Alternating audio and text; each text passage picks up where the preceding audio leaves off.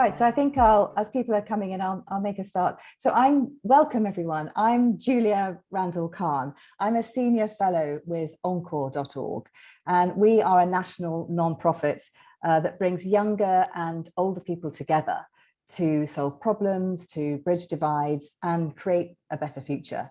And we're so glad that you're here with us today from all these different locations that you're zooming in from, for this intergenerational conversation with Bobby Duffy, who is the author of this fascinating new book, The Generation Myth: Why When You're Born Matters Less Than You Think.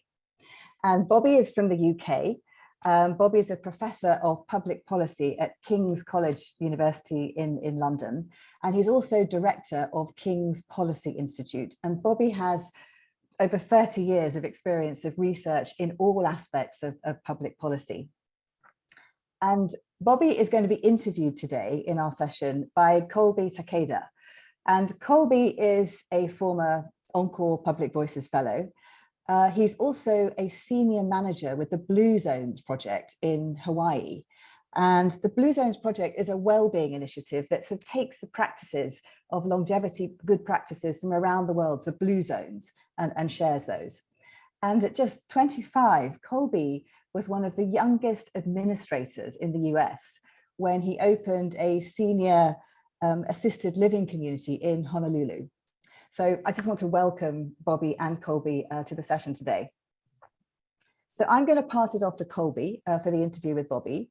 And I'll be back for the last 15 minutes or so to raise the questions, which I'm sure you'll have for Bobby and Colby at the end of the conversation. So please do put your questions in the Q&A part of Zoom as we go through. So Colby, over to you. Yeah, thanks so much, Julie. I really appreciate that introduction. And I'm excited to be here with everyone. I'm excited to talk with Bobby about his book. Certainly want to get into that and talk about all the great things he's found over the course of many years of research, as well as from around the world. Also, certainly want to thank all of you for being with us today. I'm always amazed by Encore's work to bring people together from such a wide range of countries and diverse backgrounds and cultures, experiences, and of course, representing so many generations. And I'm happy to be here representing the millennials. So if there are any millennials out there, I welcome you and certainly want to hear your questions, of course, from all generations. Before I begin, I also want to recognize for those who are blind or visually impaired, I just want to describe myself real quick. I'm a 6-foot Japanese American in my 30s, and yes, I'm a millennial. I have short black hair and have light glasses, thin glasses. I have a blue Aloha shirt. I am from Hawaii, so I want to rock my Aloha shirts. This one has red and blue flowers from the Ohiolehua plant tree, which is endemic to Hawaii.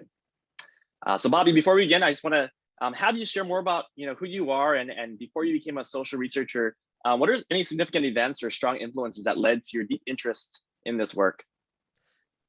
Yeah, thanks, Colby. Great to be here. Thank you, Julia, for the introduction. And just awesome to see so many people from different places in the world and different roles. It's excellent.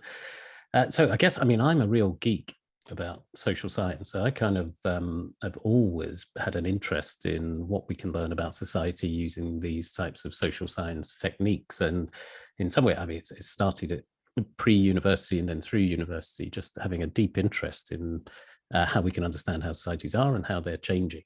And I'm sort of one of those people that couldn't believe that people paid you to do these types of roles of understanding and trying to explain social change. So very, very, very lucky in that sense of ending up doing something that I'm genuinely interested in. I guess, the trigger, I suppose, specifically for the generational interest and what role does generational change play was a little bit around kind of 2000, those sorts of years where Bob Putnam has published Bowling Alone, which had a really strong generational story in it. And then in the UK, there was great academics doing all sorts of work looking at similar sorts of analysis of trying to separate out what's down to generational change, what's down to other types of change in society and those types of things. And then I did look at the great work by Pew Research Center in the US of doing different, again, trying to understand that generational dynamic, and great work by Ron Inglehart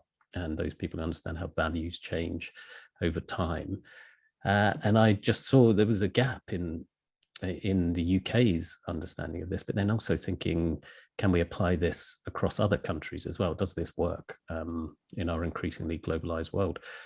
So that was the motivation. I was getting sort of general geeky interest in societal change, and then a few specific spurs to start thinking generationally.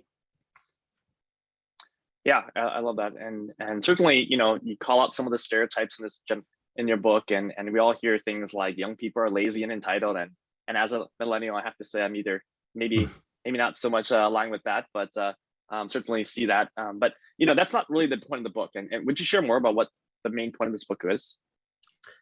Oh, I mean, I think if you were trying to sum up the book in one sentence, it is that generational thinking is an incredibly powerful idea that has been horribly corrupted by lazy stereotypes, myths, and cliches. So that's the main thing that I'm trying to get across is you're right. We associate generational thinking now with those types of stereotypes that you're talking about, trying to sum up a whole cohort of people as materialistic or narcissistic in young people's case, so whether it's Gen Z or millennials, or selfish if you're talking about baby boomers. You kind of get these stereotypes coming through, and that's really not what generational change and generational thinking is about. It's kind of it's a powerful idea that goes back to some of the biggest thinkers in sociology and philosophy that we've had, and particularly in the last couple of 100 years. So people like Karl Mannheim,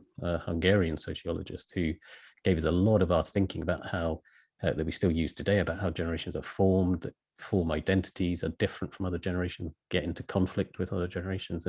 But that builds on Auguste Comte, and the French philosopher, and others who actually saw generational change as one of the key determinants of how fast societies shift. It's based on this kind of simple truth that we tend to get more set in our ways the older we get, because our formative experiences are really important in shaping us. And that so how fast society can change is really determined by these new generations coming in and shaking things up a bit.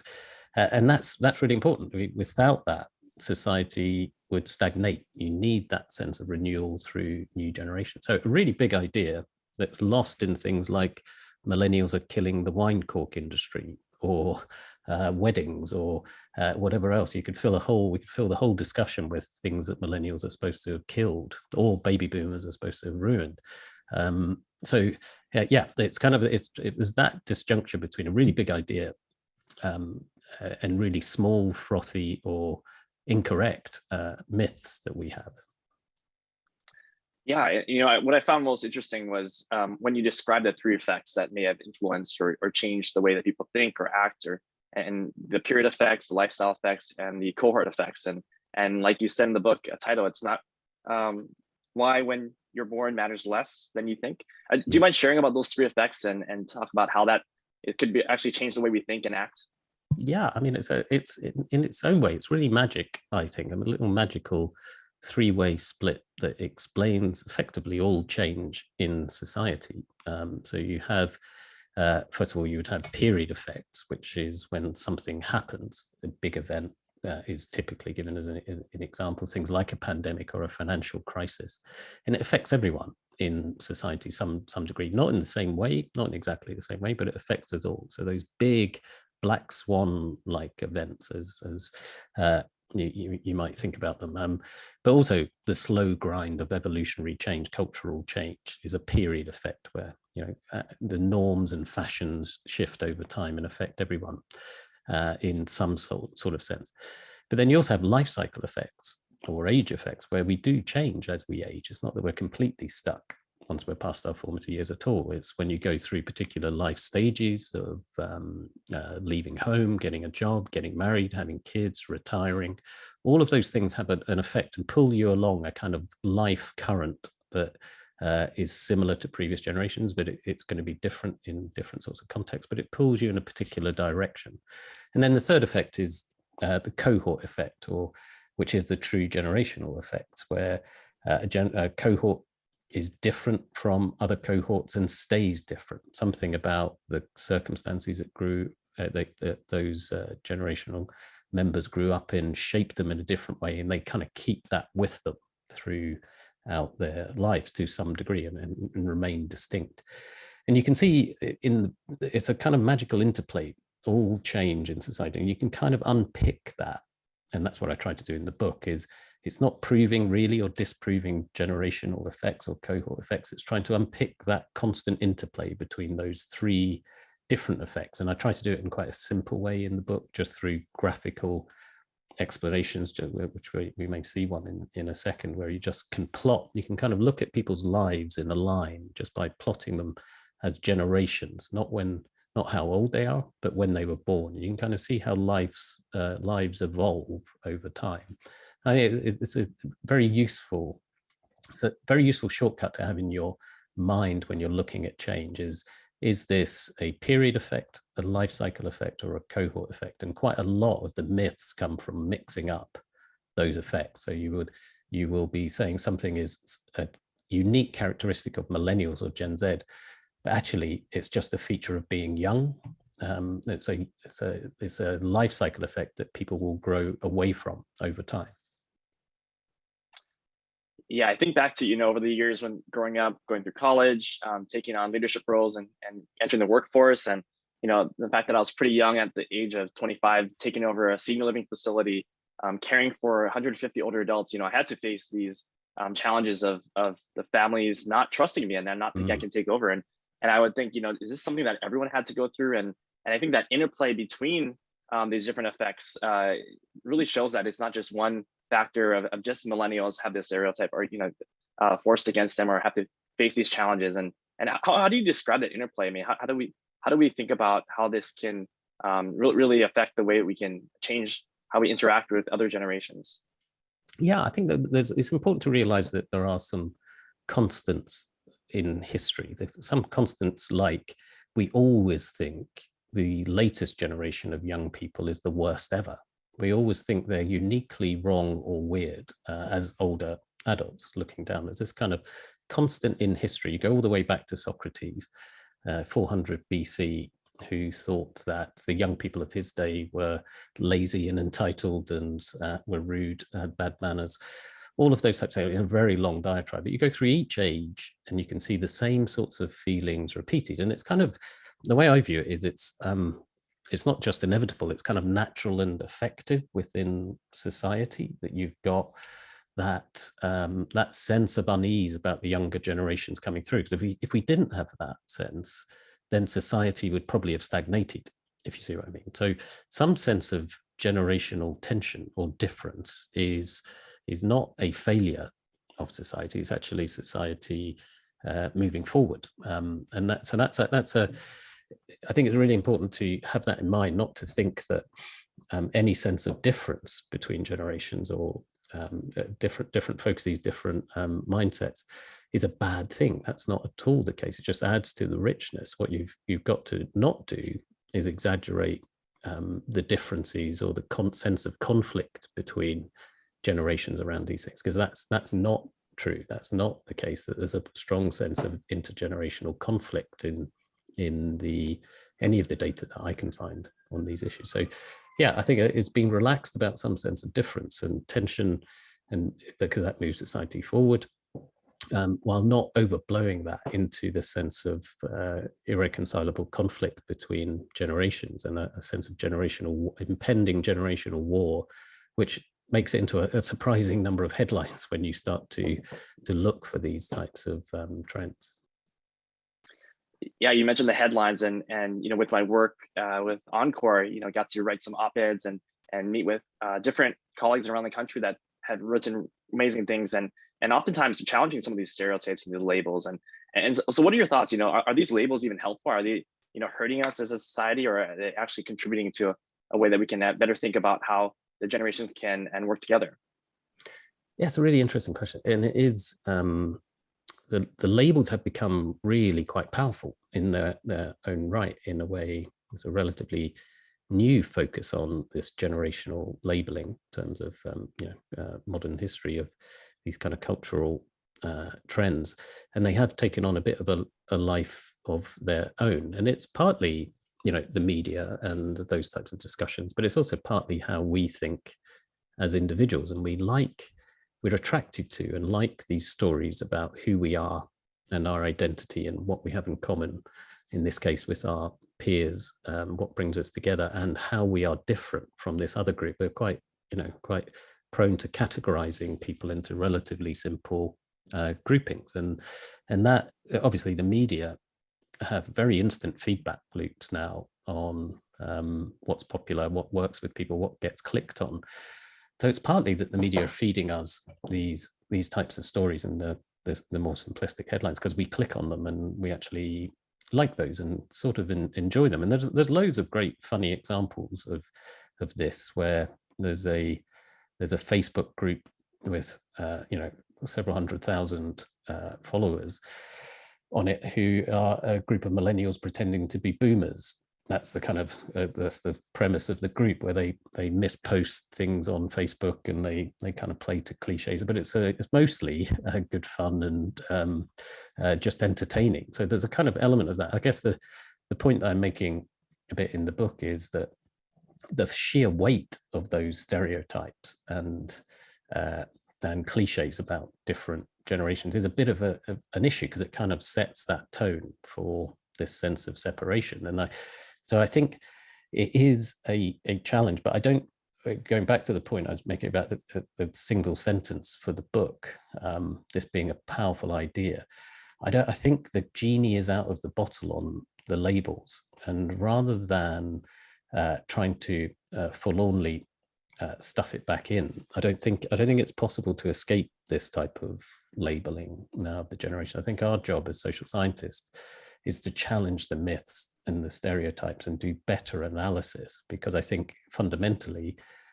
thinking generationally about these different cohorts and what's the same or different between them is a really powerful tool to understand societal change. So if we can elevate the analysis rather than throw the baby out with the bathwater, I think that's what we should be aiming to do, is engage people, call out the myths and stereotypes, try to get the more sensitive analysis. And it's very interesting in the US, obviously a lot of discussion right now about these generational labels and whether they're helpful or harmful. And I think that's a really healthy discussion to have, that do these help or hinder. And I think more of that type of discussion would be really good for this as an area. Yeah, think about it all the time, and I think about how I use my words and what I say when I talk to different people and use what we call these labels, and certainly become more mindful of it over the years. And thank you to people like you for helping with that. So I gotta say I learned more about the UK and life in your great country through your book than I've ever learned in the classroom. So thank you for that.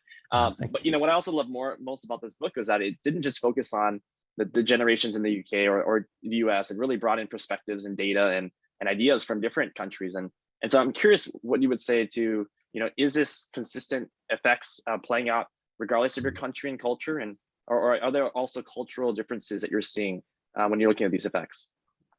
Yeah, no, really, another really good point. I mean, when people were most of the original thinking about generation formation and identity was done at a time in, say, the early 20th century, when it was very much thought of as a national phenomenon, because experience was quite bounded within nations. And I think there is more cause now for thinking about generations globally, or across at least the more developed countries, who share, because we share so much more in terms of global economic circumstances, global communications systems and technologies that have been globalized really very quickly, global consumer markets, and then obviously from a more recent perspective, truly global events, I suppose, in terms of this is properly a global pandemic that we are living through, that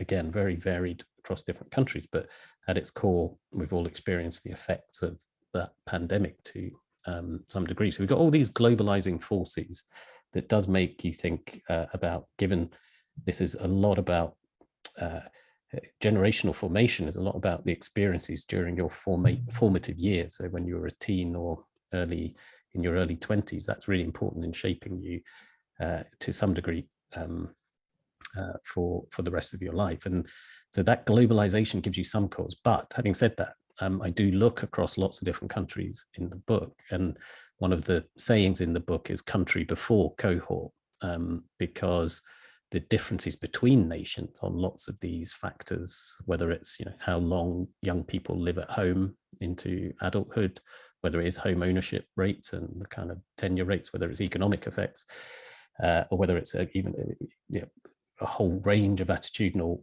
or values-based effects are very different across countries. So again, it's a bit of a blend, but where I would say a generational frame does help understand what is the same and different between nations. So I was struck in the analysis about how similar on some things the UK and the US are, in terms of how the evolution of attitudes across generations, for example, or the experience of home ownership, the almost identical patterns where generation X was just deflected. My generation was deflected away from achieving the same sort of home ownership levels as baby boomers and the pre-war generations, because of the housing boom and bust, and then the financial crisis.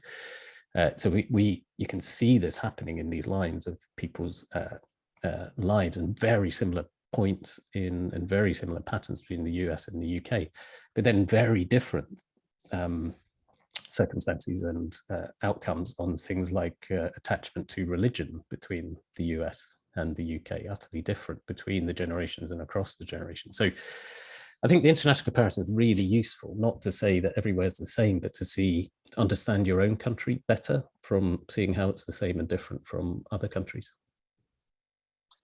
Yeah, very fascinating. Your book goes into a lot of different topics, and you mentioned some of them with housing and education and relationships. Another big one that I think is really relevant, both now given the current challenges we're facing as a planet, is around climate change. And you present some evidence around, it's not just the millennials who care about the environment, and despite me carrying around my reusable bag and driving a hybrid, it's maybe not the most powerful evidence showing that we are the ones that are leading this charge. And could you share more about that? Yeah. I mean, this is a really important one that I've focused on a lot, and it's so important. I'm going to show you a couple of slides, actually, if that's okay, just to make this point just very briefly. Only a couple. I'm not going to be presenting to you, but I think one of the key points of the book is that these generational stereotypes are fueling fake generational battles. There's a real connection between generational stereotyping and then setting one generation up against another. And it's happening in all sorts of different ways, but climate is maybe the most important out of all of those. So for example, when Greta Thunberg was made Times Person of the Year 2019, youngest ever recipient of that, they called her a standard bearer in a generational battle between old and young. And it kind of sets this tone of old versus young, and particularly that the older groups don't care. And that's then reflected a lot in kind of commentary in popular culture. So Billie Eilish, in a music magazine interview, said, hopefully the adults and the old people start listening to us about climate change. Old people are going to die and don't really care if we die, but we don't want to die yet. And this is not to pick on Billie Eilish specifically, but it's because it is maybe an extreme expression of this, but it is quite a common expression of this sense of division between old and young on this. But the issue is, when you look at the actual evidence, there is no real case for a big generational break in concern about the environment. This is some of the kind of charts that I use in the book and on the website, and which you can go and have a look at. And it just breaks down the results from this question about the proportion of American adults who think that a rise in world temperature caused by a greenhouse effect is extremely or very dangerous, between those 5 generational groupings that we kind of recognize: Gen Z, millennials, Gen X, baby boomer, pre-war, over time, just tracking them over time, see if we can unpick what's a period, life cycle, and cohort effect. And you can see the main point here is, yes, there's a little bit of higher concern or agreement that it's extremely or very dangerous among Gen Z and millennials, but it's a few percentage points. There's barely any gap between old and young. Pre-war generation hang off the bottom a little bit, but baby boomers through to Gen Z, really not much difference. And then I look at quite a lot of other indicators in the book around climate and social purpose more generally. And it's actually, there's lots of variables where older generations are more likely to, for example, boycott products or services for social purpose reasons than younger generations. This is a behavior you grow into rather than one that's just defined by a cohort. So, I mean, the main point of this is we're creating this sense of generational division that's not only not true, looking at the evidence, but it's also really self-defeating on some of these causes. Climate is one of those things where you really want people to come together on it. We need unity across generations, and we kind of have it in the evidence, but we're creating this narrative of division between the generations. And my worry is that older people kind of start to believe that division, and we know that what we think about the norm for our group, what we think the norm for our group is, does affect our own behavior. So that's the concern, is that sending these messages actually becomes slightly self-fulfilling, and that's it seems like a really self-destructive thing to do on issues like climate. Yeah, it's so fascinating. It kind of goes to the point back to, is media a big factor in all this? And I think about the blue zones areas, the places where people live the longest, and maybe these are areas that maybe don't have access to as much media or these influences from outside that other places do. So, they have stronger social connections, they have better generational cohesion, and maybe that could be a factor. And certainly with the blue zones, we think about how health and happiness is an important part of social growth and expansion. And in your book, you also talked about some of the factors that are looking at generational trends are leading to healthier and happier communities. And do you mind just sharing more of some of those examples and what we're seeing as ways to improve health and happiness? Yeah, I mean, I'm a huge admirer of the work that Encore, Blue Zones, and all those types of, there's some brilliant civil society and other initiatives that try to bring people together. And I'm sort of, from a social science evidence point of view, it is incredibly clear that connections up and down the generations are really important to our own sense of well-being and happiness. There is, great work that Mark Friedman quotes in his book, but across lots of academic work that shows that it's one of the key factors in that sense of fulfillment that we have, and that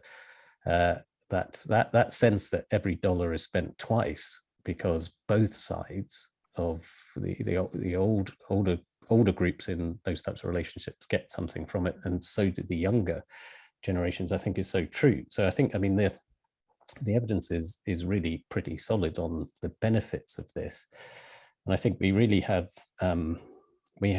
allowed that separation in places outside things like the blue zone to happen by accident. I mean, it is incredible in both the UK and the US, the trends in the extent to which people are living in physical communities that are age distinct now. The kind of the trends that were being talked about in the US about being the most age segregated society we've ever had as humans are reflected in trends over the past 20, 30 years in the UK too. And then on top of that, we do have, I think, our digital lives are more important to us now in terms of how we live, going to your point about the messages that people see about this. And while it's, it's true and encouraging that you got much more older groups online and interacting with the internet in the past, we're still in different communities. We're still on different platforms. So digital lives have become more important, and they are pretty age segregated too. So I think all of the forces in these kind of bigger trends are more moving in the direction of pushing us apart, and we just need to be aware of that. And our inattention in kind of big government initiatives about how do you create more age integrated communities has meant that those have taken precedence. So I think the main thing is, all power to the types of initiatives that you run, Colby, and Encore do generally. And it's about how do we get those everywhere? How do we get that kind of sense of scale and get it built into the mainstream as well?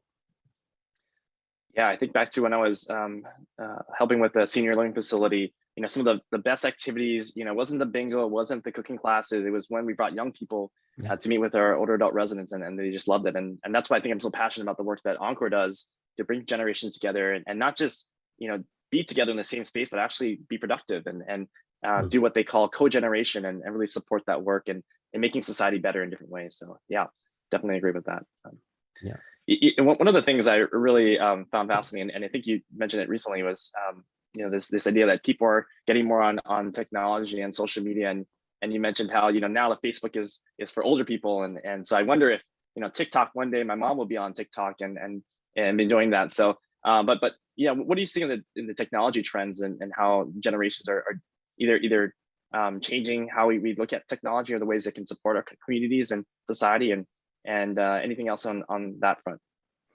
Yeah, so again, a really interesting area for generational thinking, because I think there's a tendency in generational thinking to use technology as the defining difference between generations. And you can see it in all sorts of failed attempts to name generations as the Nintendo generation or the TikTok generation or whatever it is. The interesting thing is when you go back to the big generational thinkers like Mannheim, he saw technology as a really important aspect in the speed and nature of generation formation. But he saw it in a different way. It wasn't about the kind of social and cultural aspects of it. It was much more about the economic aspects of it, because he was coming out of the Industrial Revolution. And really what happened there was that older people's skills and experience were becoming less valuable less certain of value in the future compared to young people's, because you had such a rapid change in the Industrial Revolution. Traditions had changed, economic traditions had changed, and it was more driven by young people and more adapting to these new technologies. And that's, I think, is the big theme and trend here, much more so than who's on TikTok or whatever. I do think that is important in terms of these generational separation points, but there is this point about the evolution of work and the economy more generally, that the speed of that change does affect generational formation. It does affect the success of generational integration in some ways, because it's, if you've got a great deal of separation on those types of things, you quickly, as older groups, quickly get outmoded in terms of their skill sets, etc. And that's obviously some of the big picture trends around automation and AI and how that is going to develop and change the workplace for older people. One of the things that, perhaps maybe surprised us in the pandemic is it was quite clear that young people were the first to be let go in the pandemic, and they got really bad employment outcomes during the pandemic. But it's actually older groups have found it harder to get back in afterwards. I think that it's certainly the case in the UK, but I think it applies in the US as well. So you've got those, and that's partly, to do with the changing nature of the relationship between work and technology and how that affects different age groups. So I think that it's those big picture, real economic structural effects, rather than the smaller, more fad-like things of individual platforms or technology types. Yeah, and you talk about economics, and I remember reading the book about these, what they call the generational consultants, and this is my pitch to anyone out there. If anyone wants to hire me for $5,000, $10,000, $20,000 an hour to be their consultant and help them sell products to millennials, I'd be happy to quit my job any day for that. But what is this generational consulting all about, and how does it really affect the way we think or work with different generations? Yeah, no, it's quite incredible, some of the figures involved. Yeah, it's 20,000 a day. Because I wish I'd heard about that before I wrote a book saying generations were this type of generational analysis is no use. Yes, no, I mean, I think that is definitely an issue. So there's, Wall Street Journal piece showing that there's 400 people on LinkedIn that call themselves millennial consultants or millennial experts. And it's that type of thing that is an indicator of this broader trend towards accentuating differences between generations to create a sense of a problem that the consultants can sell you the solution to. And I think in workplace is very interesting as an area of generational analysis, because some of the worst cliches and untrue myths come from workplace-based research, where millennials are supposed to be disloyal or lazy. No evidence for those types of things. You know, tenure in your job is not changed that much. Young people change their job more often, but young people have always changed their jobs more often, for example. And it's actually older age groups that are more likely to change their job now than older age groups did in the past. So all of those types of workplace-based myths, I was always sort of curious why there's so many in workplace research, and it is, I think, because of that sense of there's a lot of workplace-based consultants who will come and tell you, actually, you need to do this to engage Gen Z. They're entirely different from previous generations. Unless you do this kind of group work, they're not going to be motivated. And then, you know, it'll be something different from the generation next. But the academic work on this shows that there's just about no difference, true generational difference between people in their workplace and what they're looking for from work. It's obviously, there are age-based differences where you're more interested in career development opportunities when you're young, more interested in security when you're older. You change throughout your life cycle on this, but nothing that they can point to that is really truly a big generational difference, despite all these myths and cliches. And it is partly that effect of, we like to tell these stories of young people being the worst generation ever, and we kind of we forget that we were also annoying or pushy when we were young and starting out in our career. But it is also the financial and other incentives to accentuate those differences. Yeah, I remember thinking back to when I was looking for jobs, and I actually took my dates of graduation off my LinkedIn, thinking that they would influence people because they thought certain ways around my age group, and so exactly. Yeah, yes, you must have lived this. Yeah. Exactly. Encore has been really focused on this idea of co-generation. Generations can work together to drive positive change for society, and so what's your takeaway message? How do we use what you've learned or from your book and go out there and support this positive co-generation? Yeah, I mean, I think as I say, it's like brilliant examples of this in your organizations and others. And it is that it's taking that encouragement that actually that is really important to people, that has these positive, really clear base positive outcomes. I suppose the message that I would reassure on from here as well is that despite what you may hear or see in the media about conflict and warring generations, that's not the truth of how most people feel. We have incredible connections up and down the generations, obviously through our family. And we also have a great sense of, younger people have a great sense of connection to older generations because they contributed so much to it. But we also have a kind of inbuilt connection, a more personal inbuilt connection, because it's age is a really strange characteristic to try to divide people and set conflict up, because if we live long enough, we're all going to be old. So it's very different from other types of divisions in society where you're guaranteed that you're going to get into that older age group. So we've got this very personal connection up and down, because it is our future or our past, depending on which direction you're looking at it. So I think that it is about that if the book can do anything for the people working in these types of areas, is that sense of yes, brilliant work that you're doing, but also take heart that the images that you may see of conflict and outright war between generations is not the case, and there is a strong a strong basis within how people feel to try to want to make those connections across generations. That's natural within us.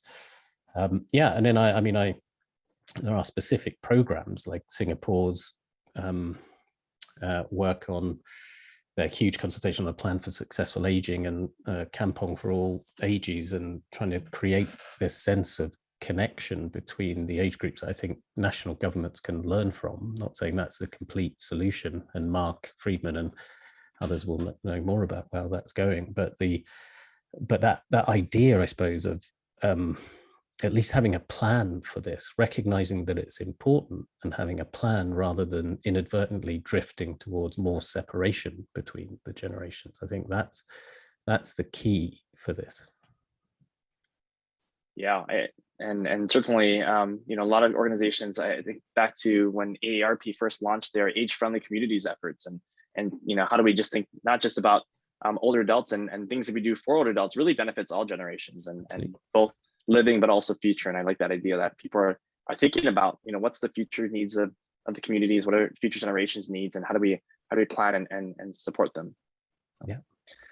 So as we wrap up and before we get to the Q&A, I'm just curious what your thoughts are. Are we on the right path, or are we headed toward a optimistic, positive future for our generations? Yeah, I mean, I suppose I'd say yes. The takeaway is that the connections are strong, and I think the people that would be interested in this sort of session is your instincts are right, and you should trust those instincts about the values of the connection up and down the generations. But I think more generally about optimism, pessimism. One of the really terrible uses of generational, the kind of more cliched generational analysis, is to give a sense of inevitable decline or crisis within societies. And there's a few books in the US in particular that have talked about how we are moving towards an era of crisis because of the different types of generations that we have, the combination of different types of generations that we have. And what the thing that gives me optimism is I've had to look at long-term trends back to the 1950s, 60s. And what that gives you is a sense that there is nothing inevitable about decline or improvement or progress. It goes up and down over time. And I think it may feel like we're in a real crisis or rut right now in lots of different ways, particularly coming out of the pandemic or the immediate effects of the pandemic. But that long-term view that thinking about generations gives you is that sense that we've been there before in really dark times, really difficult times, but we've managed to turn it around in different sorts of ways. So I think there's bad generational analysis that gives a sense of inevitability of decline or crisis or conflict. But then what I think a more sensitive view of generations gives you a view of is actually we've got incredible amount of agency to change things for the good or bad, but for the good we can improve things even when it seems that's a really difficult thing to do. So that's, I think, long-term, having a long-term generational perspective gives you that broader sense that we can actually achieve change. And I suppose that's the thing that makes me most optimistic. Yeah, thanks for sharing that. Just a reminder for everyone, please, we welcome your questions. So please put them in the Q&A box in the bottom, and we'll get them in a little bit. And before I turn it back over to Julia, I'm curious from your point of view, what phase of your life did you most enjoy? And if you haven't gotten there yet, what phase are you most looking forward to? Oh, me, Colby? Yeah. Yes. Yeah. I mean, you'll know the happiness curve and how it dips in middle age, and lots of work by Andrew Oswald and Blanchflower and lots of people that, and their analysis is that it kind of reaches its bottom at about 48, 49, that our happiness dips and then comes back up again. And I was writing this book when I was 48, 49. So I was in the doldrums of that kind of happiness curve. So I'm supposedly on the way up now in terms of my sense of well-being, which I suppose I do kind of get. I do kind of feel that. So no, I mean, I suppose I talk about in the book about our 200-year life, thinking about our 200-year life and the connections that you have back to my grandparents and then through to my children. That will be a 200-year span. So I guess I'm getting to the point where I am more focused on obviously the kids and their development and that sense of legacy that I'll have through supporting them. So I guess I'm at that stage where, hopefully coming out of the midlife lull and thinking more about those types of long-term future points. Yeah, and you alluded to it. It's the purpose, right? It's something that you and many people have done a lot of research on, and certainly Dan Buettner, the Blue Zones as well, is how do we maintain that purpose. And even in the encore years of our life, which I think is what actually how Encore started, right? I think it's regarding how do I keep finding purpose and meaning and being and showing value and using those gifts, talents, and passions in the real world. So thanks for sharing that. Yeah. I think we want to welcome back Julia to walk us through some questions.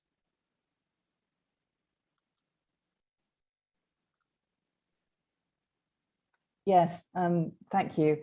I mean, this has been a fantastic conversation. We've covered so many different topics and the questions are streaming in. And I also want to acknowledge the conversations that are going on in the chat as well, which are really, really useful.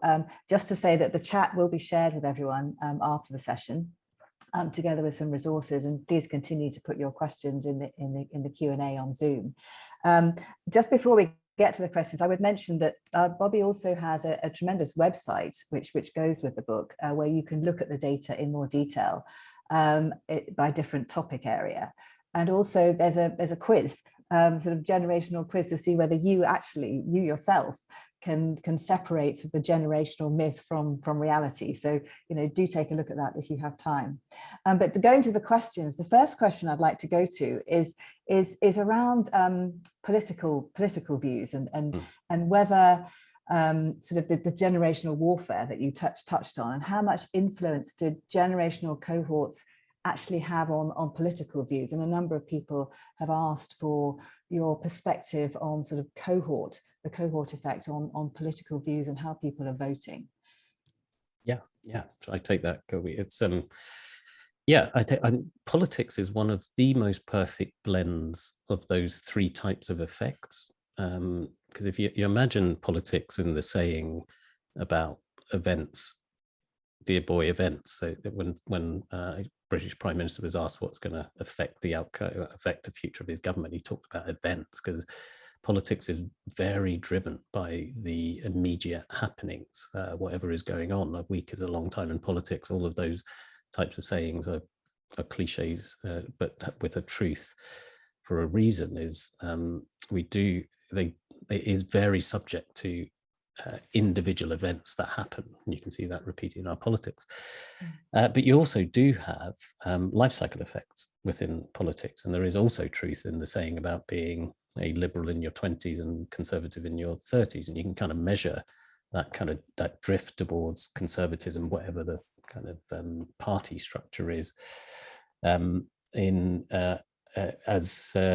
as people age. And so there is an age effect, a life cycle effect within that too. And there is also a cohort effect, or various different types of cohort effects in political support. And so in the US, lots of great work that would show that, if you grew up under a great Democratic Democratic Party president, you would be more likely to support Democrats into the future compared to others. And if you grew up under a terrible, badly viewed Democrat president, then you're less likely than others. So your kind of formative experiences, that kind of true cohort effect, also has plays on our politics. But I think the main thing right now in the political discussion is a lot about coalitions of the ascendant and the age-based split in our vote. And that is something that is real and happening in the UK and the US, and the UK is particularly marked on this, as we have the widest age-based split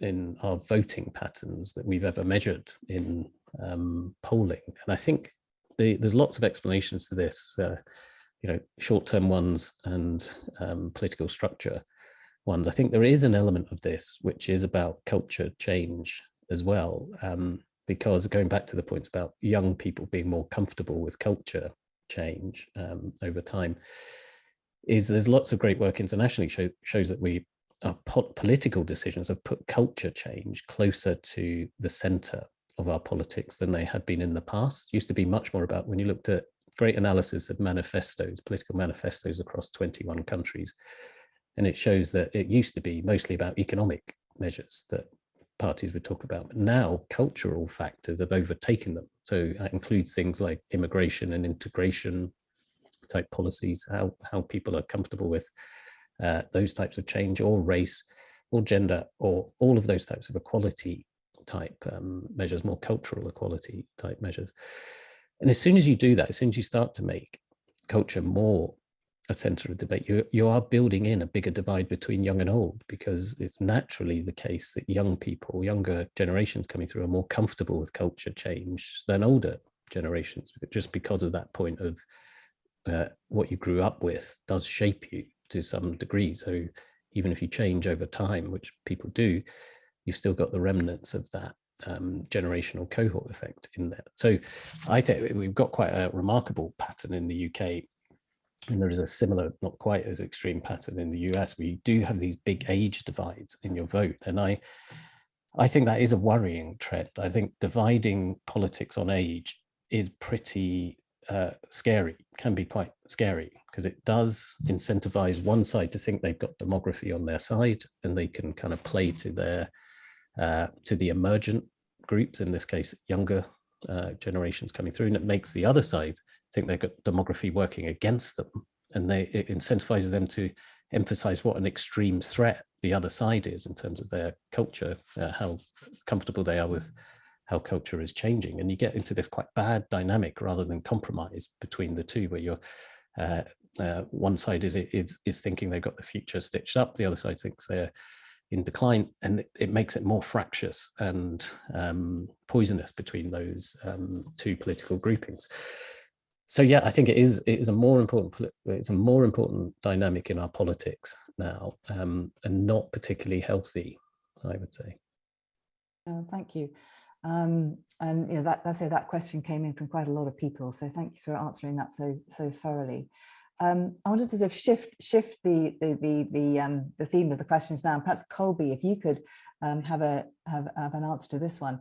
It's really in question in relation to intergenerational communication, and what do different generations, do you think, embrace diversity in different ways, maybe from a racial or an ethnic influence, and whether you're aware of who's writing about this, who's researching this area.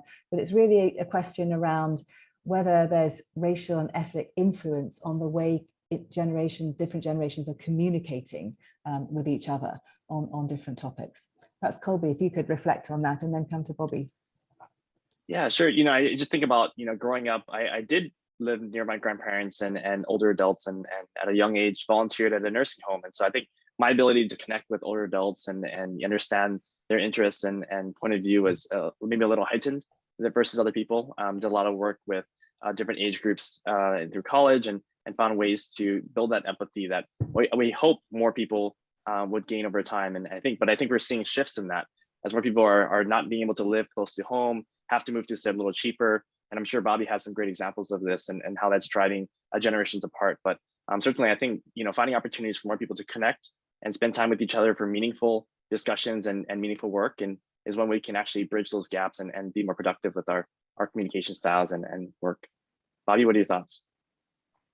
Yeah, I think it's a really important point in general about the extent to which, again, there's some sort of pointless debate about whether generation or socioeconomic group or racial group is the most important aspect of difference or connection between groups, or people arguing, why are you talking about generations when it's actually socioeconomic groups or race that's the most important factor. And really the point is that it's the interaction between those that really matters, and they're constantly shifting over time. So it will be what race you are and how that affects your experience and connection with other people will also interact with when you were born, to some degree, because your experiences will be quite different. A lot of it will be constant, a chunk of it will be constant, and but some of it will be different. Same applies to socioeconomic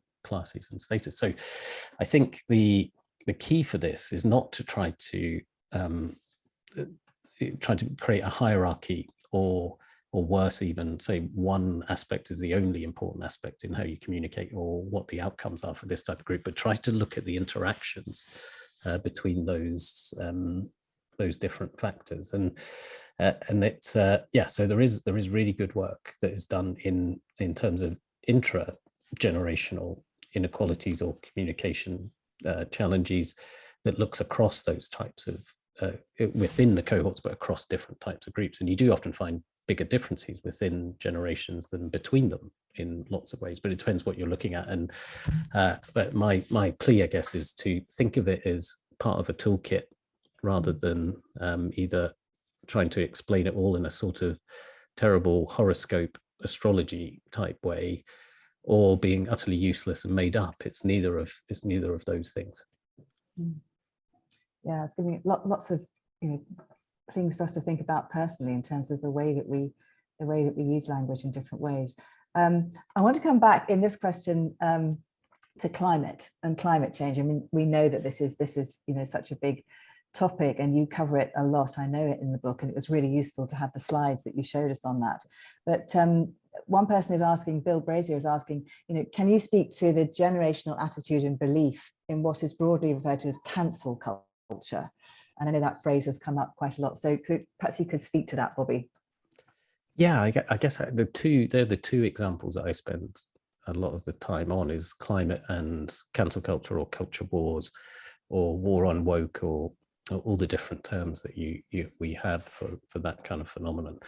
And I think it is the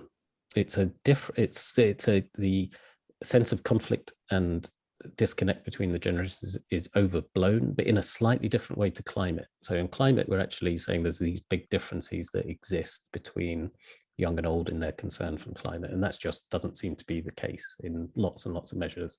Some differences, but not as much as made out. Slightly different on culture change and comfort with that. The issue there is that, yes, young people are different from older people in terms of their support for things like Black Lives Matter, or their comfort with fluidity on gender identity, these emergent issues that have been prominent in recent years, or in protests in things like cancel culture. But the key point there is that they are no different from older people than say baby boomers were from their parents. This is a constant of history that young people are more comfortable with those types of culture change that are going on at the time that they're coming into their formative years. We got this sense that we've got a new, unique generation of snowflakes or social justice warriors, but that's not actually the case. And I think there's two things going on generally is, first of all, that constant of history of denigrating our youth, but it does feel more fractious now because of what I would call a period effect, what I classify as a period effect of our more fractious politics, media, and social media. So we hear an awful lot about the noisy extremes in these types of cancel culture debates, but they're not representative of the full population of young or old people. So we've got a much more amplified information environment for extreme positions on either side of the spectrum on this, and they are not representative. But it gives this sense that we've got young versus old around this cancel culture battle, when all the research that we've done and all the research that I've seen shows much more nuance between groups, including across age groups. No, thank you. We're just coming up to the time to close the session, but I just wanted to thank you. We've covered so many topics, and I think it's given everyone, a way to think about our lives differently, in terms of the points that you're making in the book. And I'd certainly encourage everyone to look at that in more detail. But it just really remains me to say that there will be some resources, and the chat will be sent round to everybody, plus a recording, so that you can share this more widely with colleagues and friends as you'd like to. But thank you very much for a great conversation today, and thank you to so many people for joining. It really has been a tremendous conversation.